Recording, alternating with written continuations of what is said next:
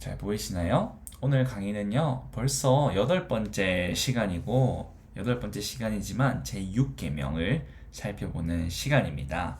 오늘 나누어드린 종이도 참고하셔서 여러분들 공부하시는데 신앙에 더 많은 유익이 있으셨으면 좋겠습니다.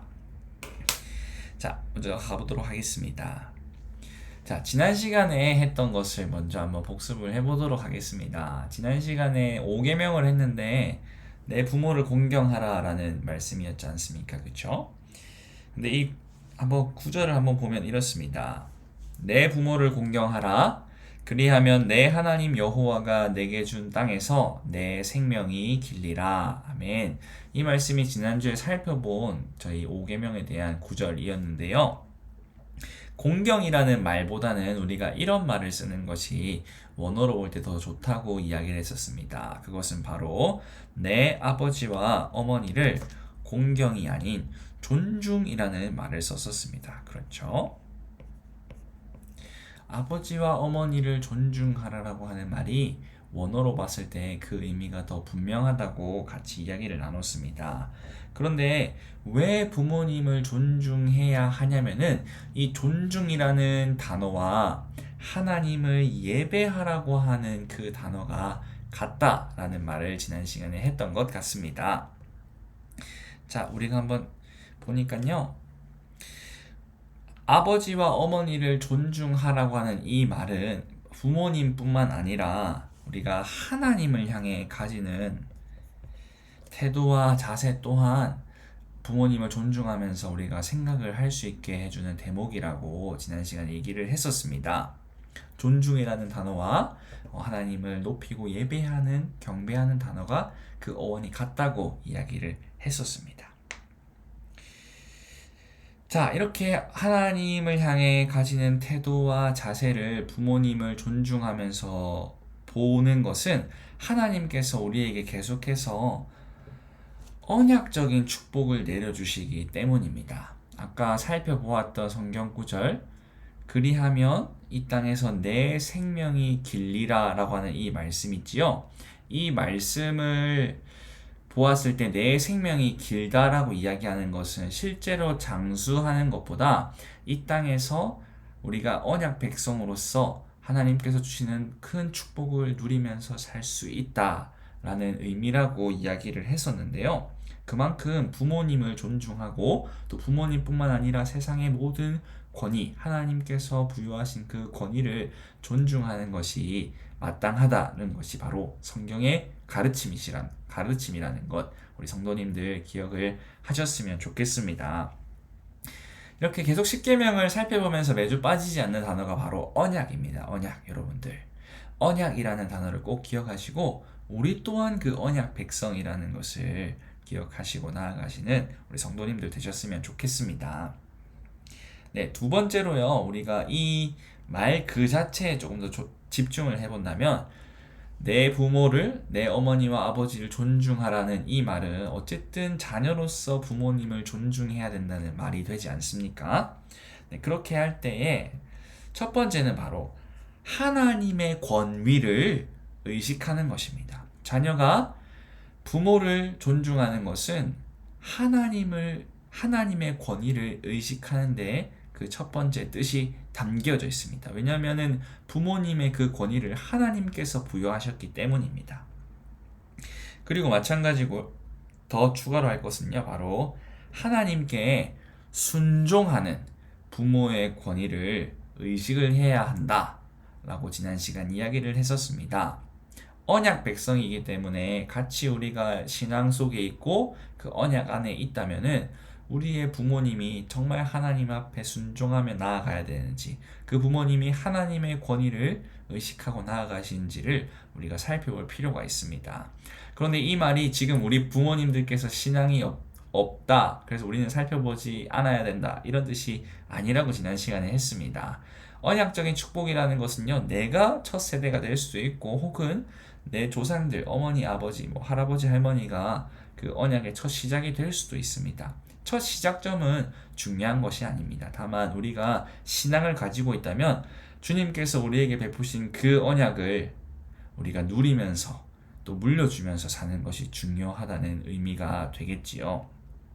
자녀의 부모를 이렇게 존중한다는 것은요, 하나님을 의식한다는 것을 우리 성도님들 기억을 하셨으면 좋겠습니다. 네, 빈칸을 따라서 메우셨다고 생각을 하고요. 부모님을 존중한다는 말씀을 담고 있는 성경 구절이 지난 시간에 한 개 있었습니다. 그 성경 구절이 어디에 있었냐? 바로 에베소서 6장 1절에 있었는데요. 자녀들아, 너희 부모에게 순종하라, 이것이 옳으니라 라고 살펴봤는데, 이 사이에 들어갈 단어가 있습니다. 그 단어는 바로 어디 안에서요? 주 안에서. 주님 안에서 순종하라. 주님 안에서 우리가 모든 것을 볼 줄 알아야 되는데요. 주 안에서라는 말을 조금 더 우리가 자세하게 살펴본다면 이렇습니다. 첫 번째는 주 안에서라는 뜻은 하나님께 순종하는 그 모습이 바로 주 안에서라는 것의 그 단어가 담고 있는 뜻이었습니다. 그렇죠? 하나님께 순종하는지 살펴보아야 한다. 그리고 또 하나는 우리가 언약 백성인 것처럼 그 부모님들이 언약 공동체에 이바지하고 이 언약 공동체를 통해 언약이 계속해서 전수될 수 있도록 최선을 다하는지 아닌지를 살펴보아야 한다는 것이 바로 주 안에서가 담고 있는 의미였지요. 자, 이렇게 5계명, 내 부모를 공경하라는 말은 내 아버지와 어머니를 존중하라. 그리고 여기서 부모님의 권위뿐만 아니라 이 부모에게 권위를 주신 하나님을 의식하고, 또 부모님뿐만 아니라 이 세상에 있는 모든 권위들, 비록 그것이 내 뜻에는 맞지 않더라도 하나님께서 주신 권위임을 순종하고 나아가는 것이 우리 언약 백성에게 필요하다라는 것을 지난 5계명에서 살펴보았습니다. 지난 시간에는 어떻게 보면 어려우실 수도 있으셨을 것 같아요. 왜냐하면 제가 그 이유에 대해 생각을 해보다가 1계명부터 4계명까지는 직접적으로 하나님에 대해서 이야기를 하고 우리가 하나님께 어떻게 해야 하는지 이야기를 하지 않았습니까? 그런데 5계명부터 10계명까지는요, 하나님을 사랑하는 그 똑같은 그 방식을 가지고 사람을 사랑하는 우리의 의무를 배우게 되는 겁니다. 하나님을 향한 그 시선, 하나님을 의식하는 그러한 방법들을 가지고 우리가 5계명부터 10계명도 살펴보아야 하는 거거든요. 그런데 이것을 제외하고 그냥 5계명부터 10계명을 지켜야 한다라는 그 관점에서 보면 이 10계명이라는 것이 하나님의 말씀을 지키는 것이 아니라 단순한 윤리가 되어버립니다. 단순히 우리가 그냥 지켜야 할 것들이 되어버린다는 말이에요. 우리가 교인이 아니라고 해도 살인하지 말라, 이런 개념들은 누구나 다 도덕적인 말로 생각하는 건 아닙니까?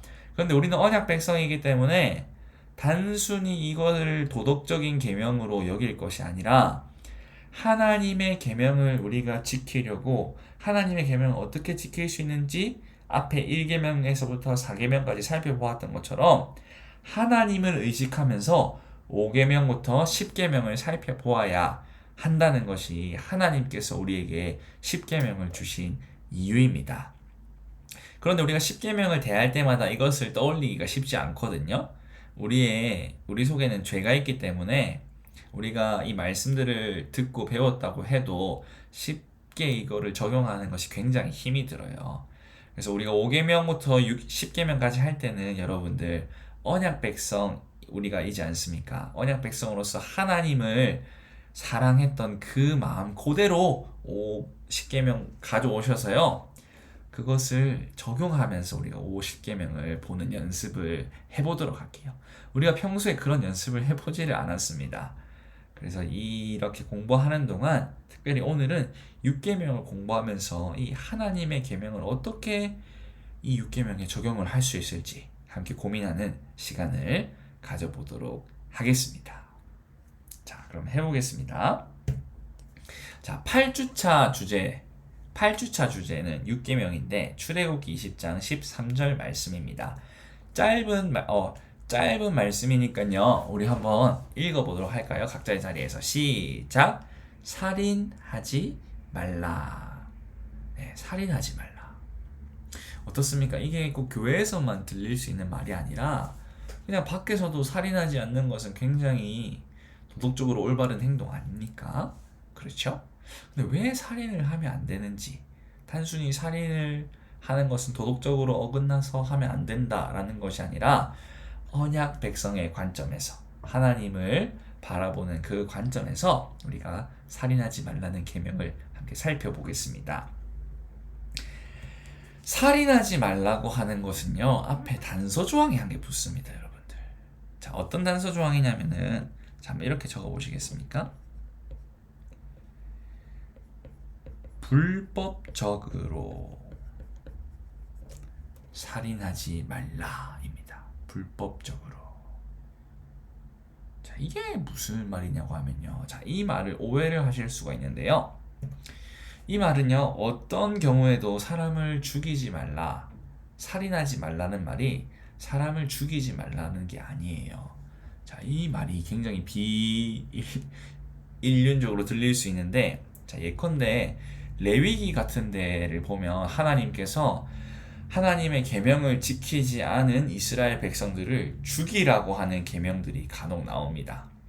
하나님께서 우리에게 살인하지 말라고 이렇게 이야기를 하셔놓고서는 계명을 지키지 않으면 죽여버려? 뭔가 되게 모순적이지 않습니까? 자, 그런데 이거는 살인하지 말라라는 이 계명을 단순히 본 것이기 때문에 하나님을 모순적인 분으로도 생각을 할 수 있는데요. 살인하지 말라는 아까 우리가 적은 것처럼 불법적으로 살인하지 말라는 그런 의미를 내포하고 있다고 여러분들이 생각을 하시면 되겠습니다. 왜냐하면 하나님의 계명을 지키지 않을 때, 혹은 예를 들어 다윗과 블레셋이 싸우는 것을 볼 때 다윗은 골리앗을 죽였잖아요. 살인하지 말라고 했는데.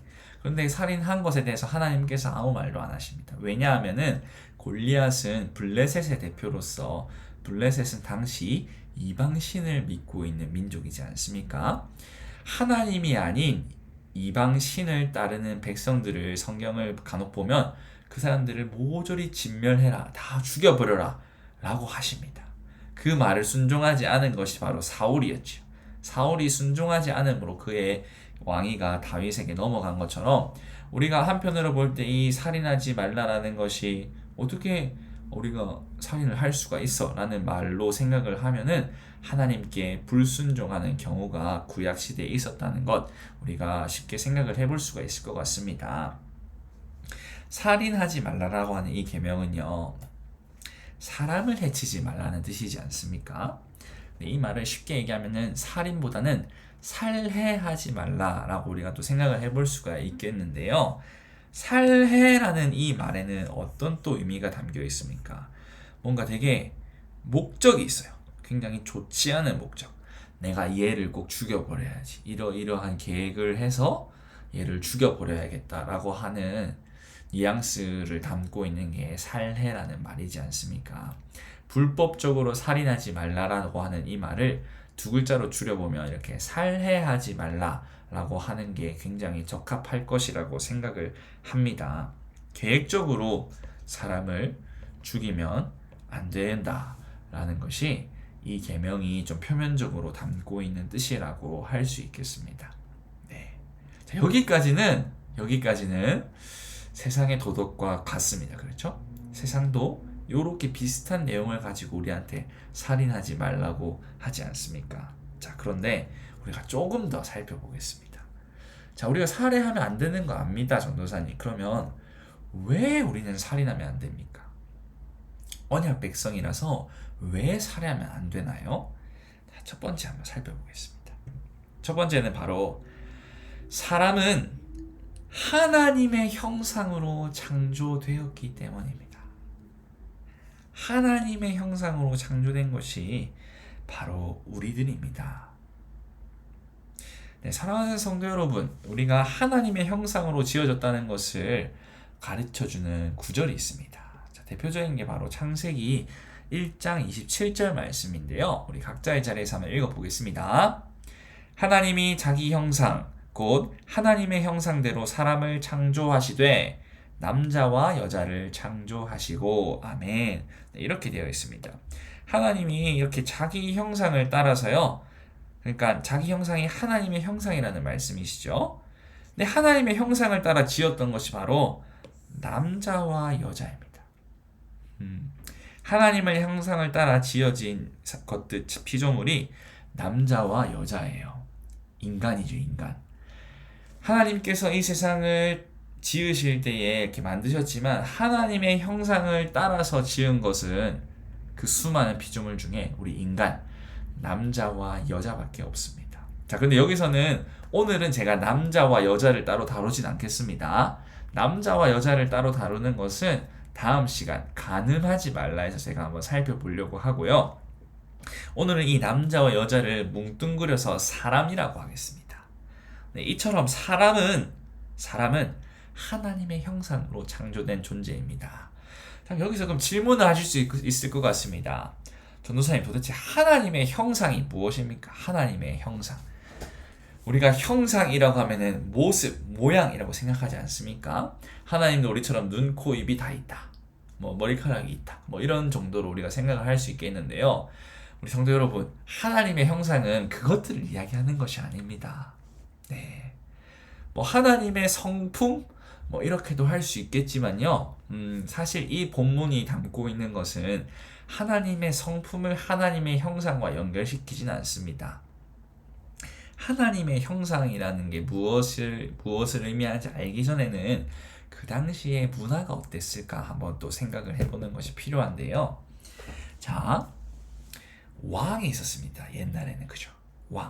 왕은 절대적인 사람이었어요. 절대적인 사람. 그래서 사람들은 왕을 신적인 존재로만 생각을 했습니다. 그렇죠? 자, 그런데 모든 인간들은 왕과 이렇게 대조가 되지 않습니까? 왕은 굉장히 높이 있는 사람이 반면에 모든 인간은 뭔가 낮은 지위에 있는 것 같고, 그렇죠? 왕이 한편으론 자신이 신의 형상이다라고 이야기를 하고, 나머지 사람들은 신의 형상이 아닌 그 신의 형상을 섬기기 위해 만들어진 존재다라고 생각을 하는 것이 당시 문화였어요. 자, 그런데 하나님의 계명을 봤을 때 유일하신 신은 하나님밖에 없습니다. 아무리 왕이 높고 대단하고 돈이 많고 똑똑하다고 해도 신이 될 수 없습니다. 왜? 하나님이 유일신이기 때문에. 그런 하나님의 형상을, 신보다 높은 하나님의 형상을 한 것이 바로 왕이 아니라 왕을 포함한 모든 인간이라고 하나님께서 선언을 하신 것입니다. 왕이 하는 일이 무엇이 있습니까? 다스리는 것이죠. 왕은 어떤 나라, 자기가 통치해야 되는 그 영역을 다스리는 권한을 가지고 있는 사람입니다. 그런데 왕보다 더 높으신 위대하신 하나님의 형상을 닮은 우리는 다른 피조물과는 구분된다고 하지 않았습니까? 하나님의 형상을 가진 유일한 존재가 바로 우리이기 때문에요. 하나님의 형상을 갖고 있지 않은 피조물, 모든 피조물들을 다스릴 수 있는 권한을 하나님께서 주셨어요. 이것이 바로 하나님의 형상이라는 단어가 담고 있는 뜻입니다. 하나님의 자녀로서 하나님을 대신하여 이 세상을 다스리는 왕 같은 존재. 옛날 사람들, 하나님을 모르는 사람들은 왕이 최고의 위치에 있다고 하였지만, 하나님을 아는 사람들은 그 지극히 높으신 하나님께서 우리에게 이 피조물을 다스릴 권한을 주셨다. 그것이 바로 하나님의 형상. 하나님의 형상을 따라서 우리가 모든 피조물들을 주님의 뜻대로 다스릴 수 있는 권한. 그것이 바로 하나님의 형상이 담고 있는 내용입니다. 되시겠습니까? 네, 이렇게 사람이 하나님의 형상으로 모든 한 사람 한 사람이 하나님의 뜻을 따라 이 피조물을 다스릴 수 있는데, 그것들을, 하나님 같은 그런 존재를 죽이는 것이 과연 성경적이냐, 이 말입니다. 하나님의 말씀은요, 하나님의 자녀를 어떻게 죽이는 것이 가능하냐라는 말씀이시죠. 인간들에게 하나님께서 모든 것을 다스릴 권한을 주시지 않았습니까?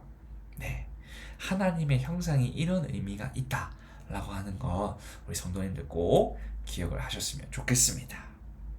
자, 되시겠습니까? 하나님의 형상은 다른 데서는 더 깊게 자세히 살펴볼 수도 있을 거예요. 그런데 이렇게 살인하지 말라라는 측면에서 얘기하는 하나님의 형상은 인간이 유일한 피조물이다. 어떤 피조물? 하나님을 대신하여 이 세상을 다스리는 유일한 피조물. 이것을 기억하시는 우리 여러분들 되셨으면 좋겠습니다. 자, 두 번째로 살인하면 안 되는 이유는 무엇이냐고 하면요. 바로 살인은 하나님의 주권에 정면으로 도전하는 행위이기 때문입니다. 자, 아까 살펴보았지요? 인간은 하나님의 형상을 따라 지어졌습니다. 그런데 하나님의 형상을 따라 지어진 인간을 죽이는 그게 바로 하나님의 주권에 정면으로 도전하는 행위가 아니겠습니까?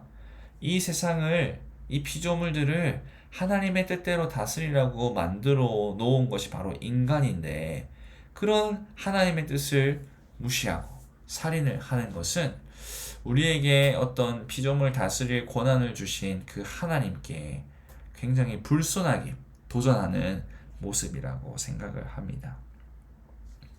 모든 생명은 자기 자신에게 속해 있는 게 아니라 하나님께 속해 있습니다, 여러분들. 우리가 아무리 과학이 발전했다고 한들 우리가 언제 갈지 모릅니다. 제가 이렇게 강의하고 있지만 강의하고 오늘 밤에 자다가 하나님 부르시면 가는 겁니다. 근데 우리들은 몰라요, 언제 갈지. 이것이 바로 인간의 유한한 모습 중에 한 개입니다. 그렇죠? 마찬가지로 생명 또한 우리 하나님께 속해 있습니다. 아무리 하나님을 열심히 섬긴 우리 성도님이라 한들 하나님이 그 목숨 가져가시면은 당장 내일이라도, 지금 이 순간이라도 천국에 갈 수 있는 거고요. 의인이 아닌 악인이 이 땅에서 형통할 수 있는 것도 그 생명이 하나님께 달려있기 때문입니다. 물론 그 생명이 하나님께 달려있기 때문에 어떻게 하실진 모르지만요. 하나님께서 우리 진흙으로 만들어진 우리에게 생기를 불어넣으니까 우리가 생명이 되었다라고 성경이 이야기를 하고 있지 않습니까? 이제 우리는 흙에 불과하고 죽으면 흙으로 돌아가는 존재이지만 주님께서 우리에게 생명을 주셨기에 우리가 그 생명을 붙들고 나아가는 것입니다. 그런데 그 생명을, 하나님께서 주신 그 생명을 해하고 죽이는 것, 어떻게 바라보아야 할까요? 그것이 바로 하나님의 주권에 정면으로 도전하는 행위가 아니겠습니까? 뿐만 아니라 죄송합니다. 이렇게 하나님께서 주신 이 생명을 소중하게 다뤄야 되는 것이 하나님께서 우리에게 그 모든 것을 허락하신 그 주권을 인정하는 태도가 된다는 것 우리 기억하시고, 하나님 앞에 우리 모두가 동등하다라는 사실 잊지 않고 나아가시길 바랍니다. 그러니까 살인하지 말라고 하는 게요, 단지 이런 살인을 하는 것보다 말로써도 사람을 죽일 수도 있다고 성경 말씀에 얘기하지 않습니까? 하나님께서 지으신 동등한 존재가 우리 인간임을 기억한다면 서로에게 마음의 상처를 입히는 것도 굉장히 우리가 조심을 해야 할 대목이고, 나이를 떠나서 우리 어린아이들이라 하더라도, 나보다 연륜이 낮고 경험이 부족하다 하더라도 존중할 줄 알아야 하는 것이 이 살인하지 말라고 하는 계명이 담고 있는 의미가 될 것 같습니다. 교회라고 해도 이 살인하지 말라고 하는 이 계명이 잘 지켜지지 않는 경우가 굉장히 많습니다. 우리 성도님들 중에서도 그것을 경험하신 분들도 계실 것 같고요. 참 이 교회라는 것이 그런 것이 잘 지켜지지 않지만 우리가 하나님의 계명을 다시금 기억하며 나아갈 때에 하나님을 사랑하는 그 마음으로 이 계명들 다시 온전히 지켜야 할 줄 믿습니다. 네. 하나님의 계명을 기억하지 않고서는 사실 이렇게 살인하면 안 되는 이유에 대해서 생각하기가 굉장히 힘들거든요. 네. 하나님 계명 1부터 4계명 우리 꼭 한번 복습하시면서 5계명부터 10계명 우리 마주하고 또 살아내시는 우리 성도님들 되시기를 바랍니다. 네. 우리가 이제 하나님의 계명을 안 자로서 살인하지 말라고 하는 이 계명은요, 이제 더 이상 윤리나 도덕 같은 것들이 아닙니다.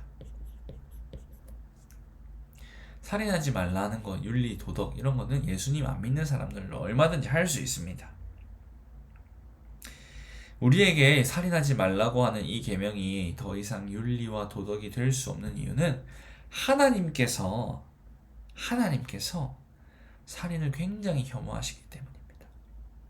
왜 하나님께서 살인하는 것을 혐오하십니까? 아까 이야기했던 것처럼 하나님의 주권의 정면으로 반하는 태도일 뿐만 아니라요. 우리가 사람의 생명을 정말 소중하게 여긴다면 생명의 주인이신 하나님을 경외하는 마음을 가지는 것이 마땅하기 때문입니다. 성도 여러분, 우리 경외라는 말 혹시 기억하십니까? 경외. 경외는 두 가지 말을 담고 있습니다. 이 경이 공경할 때의 경자거든요. 우리는 공경이라는 말 들으면 이제 존중이라는 말을 해야겠죠, 그죠? 쉽게 말해 사랑입니다. 그리고 외는요, 두려움이에요, 두려움. 하나님을 대하는 우리의 마음은 이 두 가지가 공존해야 되는데요. 경외는 바로 하나님을 사랑하는 마음과 함께 하나님을 두려워하는 마음이 공존하는 것입니다. 하나님께서 전지전능하신 유일하신 하나님이시기 때문에 우리가 그 하나님에 대해서 두려움을 가질 필요가 있습니다. 우리는 피조물이기 때문에요. 그러나 두려움만 가진다면 세상의 다른 신들과 다르지 않지 않습니까? 하나님이 갖고 계신 유일한 특성, 하나님 그 자체가 사랑이십니다. 하나님은 사랑이시라. 사랑 그 자체가 하나님이십니다. 하나님을 늘 우리가 경외를 해야 됩니다, 여러분들. 하나님은 나의 친구라고 하면서 너무너무 사랑만 한다면 하나님께서 어떤 우리에게 주신 그 계명을 지키지 않을 때에 언제든지 벌하실 수 있다는 분임을 우리가 잊고 살게 되고요. 반대로 하나님을 무조건적으로 두려워한다면은 우리의 마음 가운데 자유가 없습니다. 언제라도 하나님 우리를 심판하신다는 그런 두려움에 사로잡혀 있기 때문에요. 그러나 그게 아니지요. 성경 말씀은 회개하는 자에게는 하나님께서 죄를 기억하지 않는다고 하십니다. 또한 하나님께서 세상을 사랑하셨기 때문에 유일하신 독생자 예수 그리스도를 이 땅에 보내주신 것이지요. 네, 이처럼 우리가 정말 하나님께서 주신 생명, 내 생명뿐만 아니라 이 세상에 존재하는 모든 인간들이 가진 그 생명을 소중히 여기기 위해서는 하나님을 경외하는 마음을 회복해야 한다는 것, 여러분들 잊지 마시고 나아가시기를 바랍니다. 성경 구절을 한 개 가져왔는데요. 우리가 크게 한번 보겠습니다. 악인의 죄가 그의 마음속에 이르기를 그의 눈에는 하나님을 두려워하는 빛이 없다 라고 시편 기자가 서술을 하고 있어요. 네, 우리가 똑같이 예수 믿는 사람이나 예수 믿지 않는 사람 모두 하나님의 형상을 따라 지어졌지만 교회 안에서 뿐만 아니라 교회 밖에 하나님을 믿지 않는 사람들, 교회 안에도 여전히 예수님을 믿지 않는 사람들이 있지요. 이런 사람한테는 하나님을 두려워하는 이 마음이 없다, 빛이 없다. 이 빛이라는 것은 우리의 마음을 조명해 주는 것, 하나님을 두려워해야 되는데 라고 깨닫게 해주는 것이 없다라는 말입니다. 하나님에 대한 인지조차 없기 때문에요. 이 말이 굉장히 무섭습니다, 여러분들. 우리가 하나님을 경외라는 말 꼭 기억하셨으면 좋겠어요. 살인하지 말라는 것을 윤리나 도덕으로 치부하지 않으려면 하나님을 경외하는 마음이 있어야 합니다. 이것이 바로 하나님께서 살인하지 말라라는 계명을 통해 우리에게 주신 하나님의 뜻인 줄 믿습니다. 제가 따로 적지는 않았지만 살인이라는 말을 할 때 여러분들 가운데 굉장히 많이 나오는 것 중에 하나가 낙태도 될 수 있을 것 같습니다. 그죠?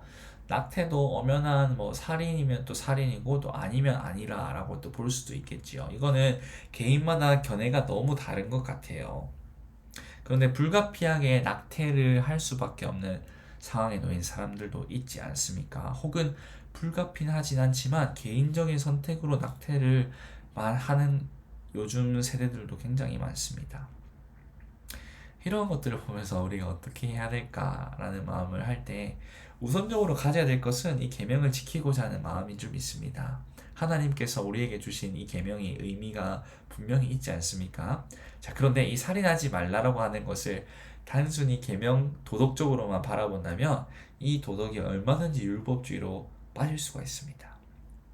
교회 안에도 낙태하신 분들이 있으실 수 있잖아요. 그죠? 저는 분명히 있다고 생각하고 그리고 실제로 있는 것을 보고 살았거든요. 그런데 교회가 낙태를 죄라고 이야기하면서 그 낙태하신 분들을 품지 못하면은 교회가 교회로서 기능을 할 수 있을까? 라는 생각을 해봅니다. 교회 안에도 얼마든지 미혼모분들 오실 수도 있고 불가피한 상황으로 낙태를 할 수밖에 없는 상황들에 놓여 있는 사람들도 계시지 않습니까? 혹은 살인자가 교회에 올 수도 있습니다. 그런데 정말 이들이 하나님 앞에 자기들 자신들이 지은 죄를 진심으로 회개하고 나아간다면 하나님께서 그들을 용서하셨다면 그리고 하나님께서 그들과 관련된 어떤 사건과 관련된 모든 사람들에게 그 사람들이 어떤 용서를 구한 그런 제스처가 있었다면 교회가 그들을 밀어내야 할 이유는 없지 않습니까? 오히려 그들이 정말 우리가 먼저 알고 있는 그 하나님의 사랑을 맛보고 누리도록 우리가 받은 사랑을 전해 주어야 하는 것이 우리가 이 계명을 아는 언약 백성의 모습이 아닐까 싶습니다. 네. 참 이렇게 십계명을 공부하다 보면요. 우리의 생각의 폭이 조금 넓어지는 것 같습니다. 단순히 십계명을 도덕적으로 볼 때는 이건 지켜야 되고 지켜야 되고 지켜야 되고 지켜야 되고 안식일 지켜야 되고 뭐 이런 식으로 됩니다. 그죠? 그런데 이 계명을 정말 하나님을 사랑하고 그 사랑을 가지고 사람을 사랑하는 모습에서 보면요. 모든 것에 사랑이 들어가야 할 수밖에 없구나라는 것을 보게 됩니다. 사랑만이 우리의 복음이 울려 퍼지게 하는 도구가 아닐까 싶어요. 복음을 선포하는 가운데 우리에게 사랑의 모습이 없지는 않았나 돌아보면 또 좋겠다는 생각도 하게 됩니다. 네, 사랑하는 여러분들, 오늘 이렇게 살인하지 말라고 하는 이 계명을 살펴보았는데요. 어떠십니까? 우리가 불법적으로 살인하면 안 된다. 또 계획적으로 이렇게 악한 목적을 가지고 살인하는 건 하나님 앞에 죄다 라는 것을 생각을 하면서도 살인을 하면 안 되는 이유가 바로 모든 인간이 하나님의 형상으로 지어졌기 때문에 그리고 이 살인을 하는 것은 하나님의 그 주권 모든 사람을 하나님의 형상으로 지은 그 하나님의 주권을 정면으로 도전하고 반박하고 침해하는 행동이기 때문에 우리가 살인하면 안 된다는 것을 배웠습니다. 그리고 이 살인하지 않는 것에 대한 해석을 다양하게 할 수도 있겠지만 결국 모든 사람들이 정말 자신의 죄를 하나님 앞에 뉘우치고 회개할 뿐만 아니라 그 죄가 다른 사람들과 관련돼 있다면 용서를 구한다. 만약에 교회에 왔다. 그렇게 했을 때 우리가 이 계명을 생각하며 그들을 품어야 하는 것이 하나님을 사랑하는 우리의 마땅한 의무인 줄 믿습니다. 네, 우리가 이 계명 보면서 그리고 앞으로 배울 또 십계명들 보면서 하나님의 사랑을 기억하고 그 사랑의 계명을 따라 이 율법을 온전히 지키며 나아가는 저와 우리 서울시민교회 성도님들 되시기를 주님의 이름으로 간절히 기도드립니다. 아멘.